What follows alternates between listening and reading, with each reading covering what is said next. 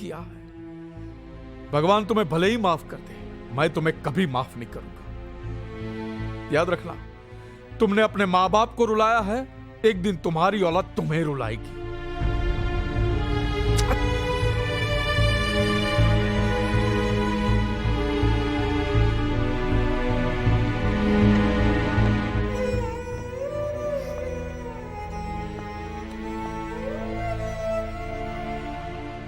बहुत सताया शांति इन्होंने मोटा भाई को, बहुत।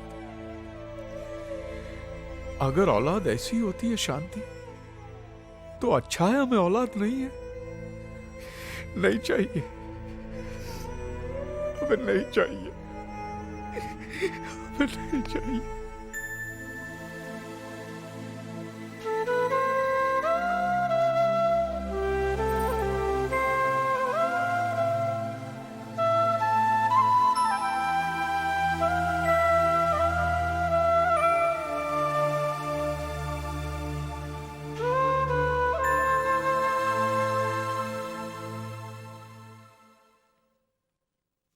शांति, वो सब छोड़, हमको मोटा भाई को ढूंढने के वास्ते अभी निकलना पड़ेगा। चलो।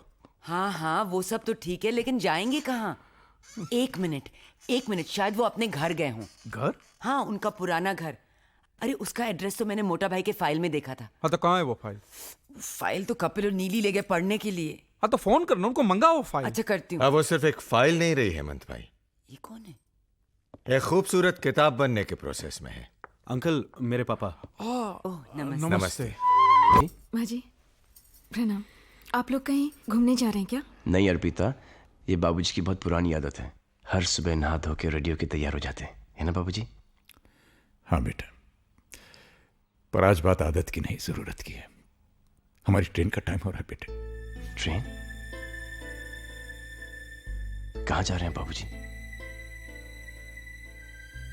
घर ही जा रहे हैं बेटे। बाबूजी, ये भी तो आप ही का घर है। जी बाबूजी, मैंने हमेशा एक सपना देखा कि हमारा एक छोटा सा घर हो, मेरे माँ बाप मेरे साथ रहें।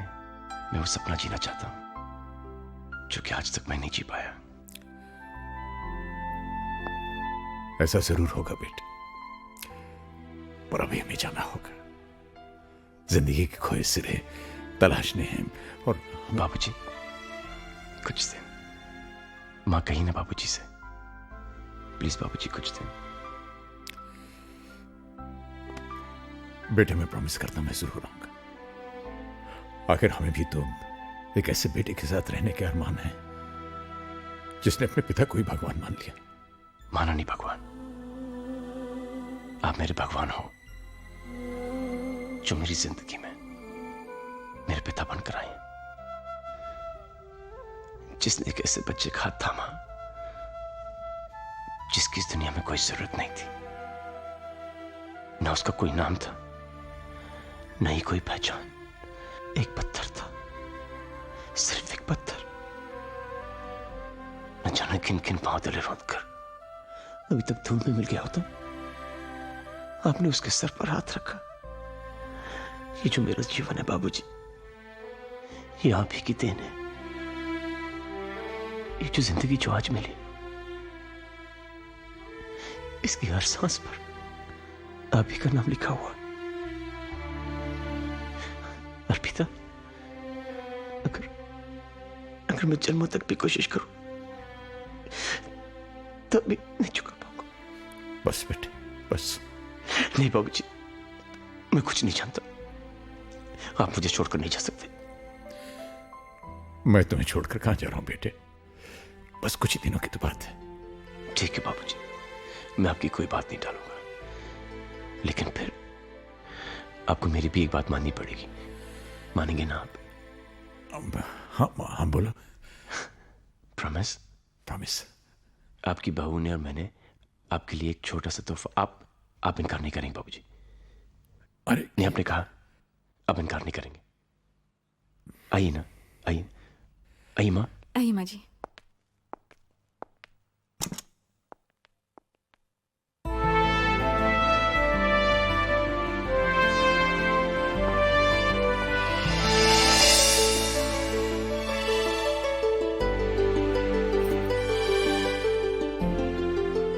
बाबूजी, कैसा लगा तो? बेटे ये क्या कर दिया तुमने? कुछ नहीं बाबूजी।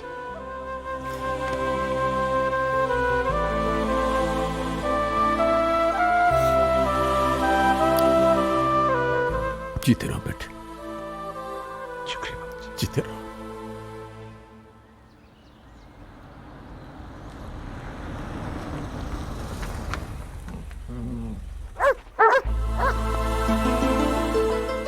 राजू भैया,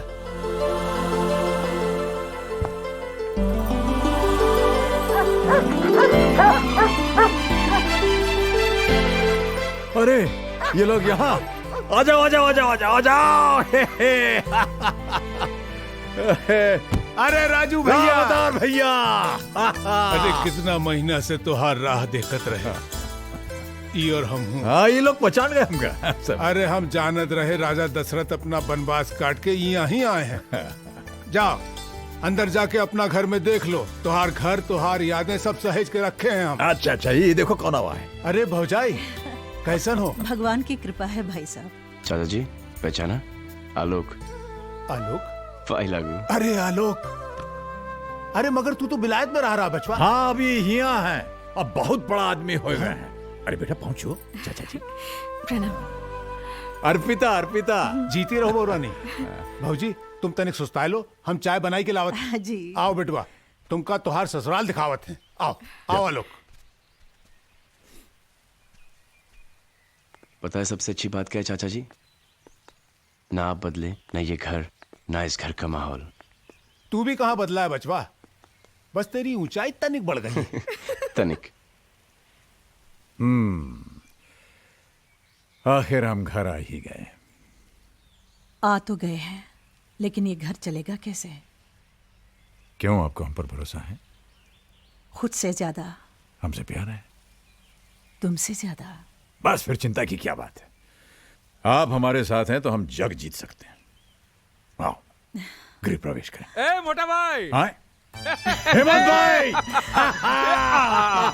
नमस्ते शांति बहन। कैसे? अरे पूजा, हेमंत भाई यही थे हमारे तन्हाई के साथी। नमस्ते। नमस्ते।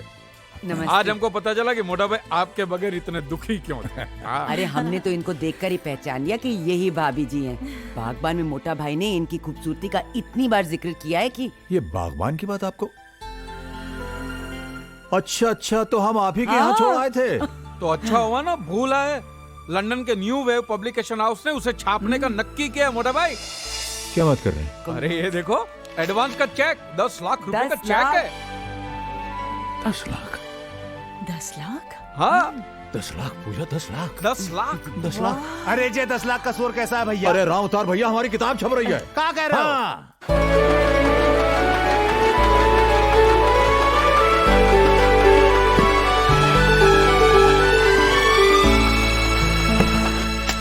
ये देखो, ये न्यूज़ पढ़ी आप लोगों ने? डैड की बुक इंटरनेशनल मार्केट में बेस्ट सेलर एक्लेम कर ली गई है। डैड लाखों में खेल रहा है, लाखों में। सो व्हाट करण, हमें तो फूटी कौड़ी नहीं मिलने वाली, और वो सब हमारे बड़े भाइयों की वजह से। क्यों भाई, हम लोगों ने उनके साथ कौन सी बदतमीजी की है? कुछ तो किया होगा आप लोगों ने, तभी तो हमारे यहाँ आने के बजाय घर चले गए वो। अरे बाबा, ये आपस में लड़ने का वक्त नहीं है। शी इज राइट, ये वक्त तो रूठों को मनाने का है। यस, हमें पापा के पास जाना चाहिए और उन्हें मनाना चाहिए। कोई फायदा नहीं, वो लोग नहीं मानने वाले। अरे क्यों नहीं मानेंगे? आखिर हम उनके बच्चे हैं, और कोई माँ बाप अपने बच्चों से बहुत देर तक नाराज नहीं रह सकते। ज्यादा हुआ तो माफी मांग लेंगे, और क्या।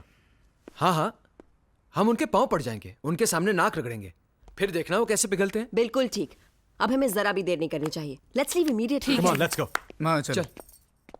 अरे पायल बेटा, जल्दी से तैयार हो जाओ, दादा दादी से मिलने जाना। Rahul, you too, come on, fast, get ready, let's go. हाँ, चलो। गंदे हो, आप लोग उनसे माफी मांगने के लिए नहीं बल्कि पैसे मांगने के लिए जा रहे हो। राहुल, हम लोग पहले ही उन्हें बहुत रोता हुआ देख चुके हैं, अब और नहीं देखना चाहते। हम लोग नहीं जाएंगे। चलो राहुल।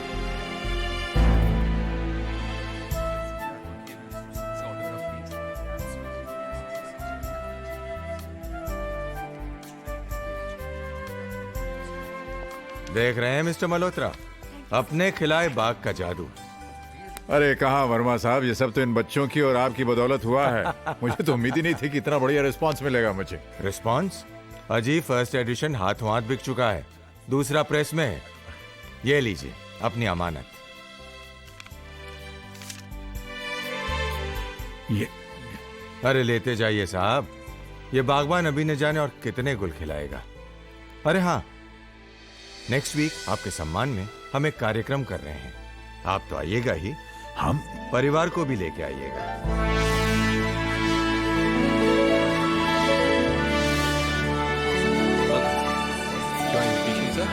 राज उनके बेटे। Okay please come sir. हाँ फर्स्ट टेबल ऑनर है। आइए वाह भैया देखिए।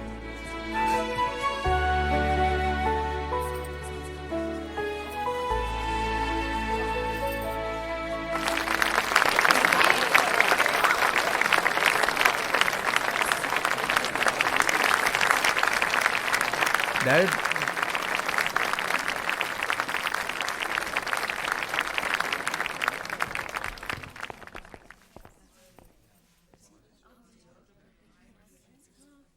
लेडीज एंड जेंटलमैन, बागबान किसी इंट्रोडक्शन का मोहताज नहीं। इसके ऑथर का बुकर अवार्ड से सम्मानित किया जाना अपने आप में बागबान की सफलता की कहानी कहता है। इससे पहले कि मैं मिस्टर राज मल्होत्रा से बागबान पर रोशनी डालने की रिक्वेस्ट करूं, मैं चाहूंगा कि उनका बेटा अपने पिता के बारे में कुछ कहे, और इसीलिए मैं स्टेज पर आने के लिए रिक्वेस्ट करता हूं कमन भैया, all the best. Mister Alok Raj से। आलोक जी प्लीज।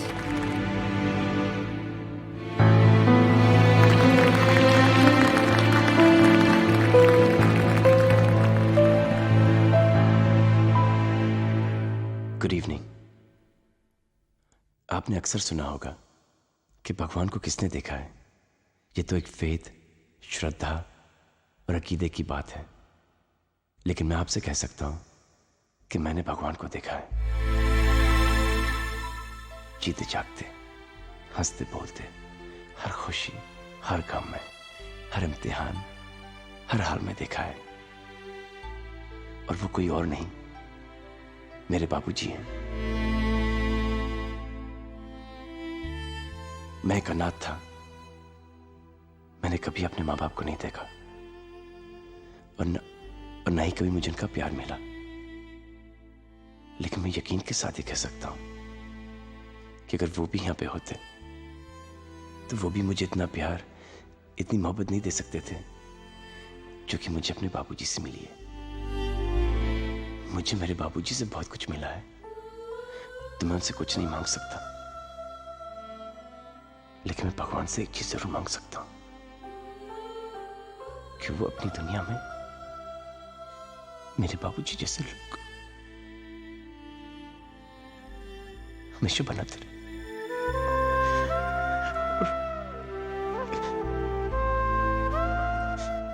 बस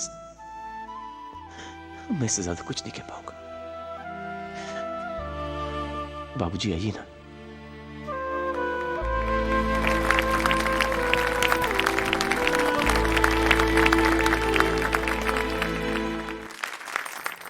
देवियों और सज्जनों, आपने मेरे बारे में अभी जो कुछ भी सुना उस पर बिल्कुल विश्वास मत कीजिएगा। आलोक मेरी तारीफ इसलिए करता है क्योंकि वो मुझसे बहुत प्यार करता है, और वो प्यार इसलिए नहीं करता क्योंकि मैं बहुत एक अच्छा इंसान हूं या मुझ में कई गुण हैं। वो प्यार इसलिए करता है क्योंकि वो खुद एक अच्छा इंसान है। देखिए, मैं कोई लेखक नहीं हूं। लेखक तो सोच के सागर में डूब कर न जाने कैसे कैसे मोती निकाल लेते हैं। मैंने तो बस वही लिखा है जो जिंदगी ने मुझे दिखाया। बागबान मेरे बारे में या किसी एक इंसान के बारे में नहीं है। यह किताब है बीते हुए कल और आने वाले कल के बीच फैले हुए सन्नाटे के बारे में। यह किताब है एक पीढ़ी और दूसरी पीढ़ी के दरमियान टूटे हुए हर पुल के बारे में। यह किताब है झुके हुए उन कंधों के बारे में जिन पर बैठकर कभी कुछ बच्चों ने जिंदगी के मेले देखे थे। यह किताब है कांपते हुए उन खाली हाथों के बारे में जिन्होंने अपने बच्चों के नन्हे हाथों को पकड़कर उन्हें चलना सिखाया था। यह किताब है लरसते हुए उन होठों के बारे में जिन पर कभी लोरियां थीं मगर अब बरसों से खामोश।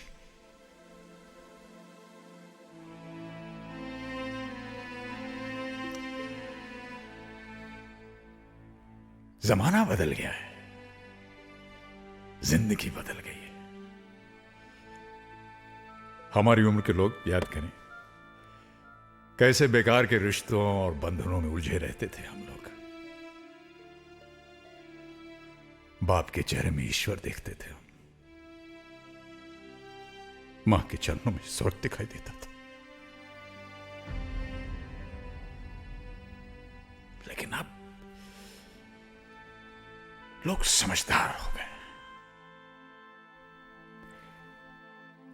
आज की पीढ़ी बड़ी होशियार और प्रैक्टिकल हो गई है।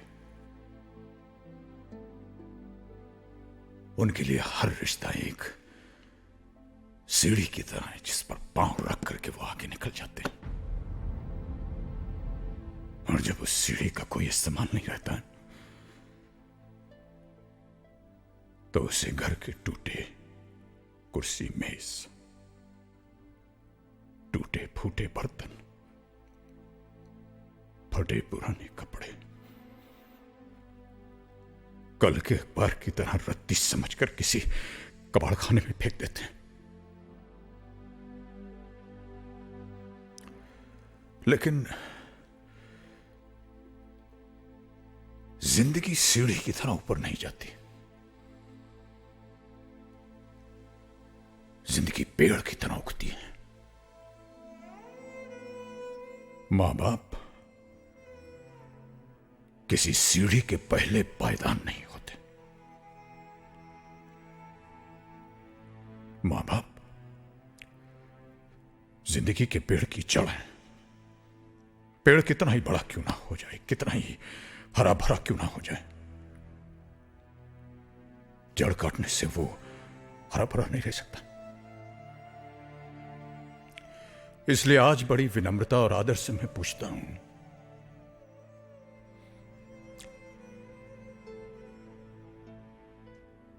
कि जिन बच्चों की खुशियों के लिए एक बाप अपनी मेहनत की पाई पाई हंसते हंसते उन पर खर्च कर देता है, वही बच्चे जब बाप की आंखें धुंधली हो जाती हैं तो उन्हें कतरा भर रोशनी देने से क्यों कतराते हैं?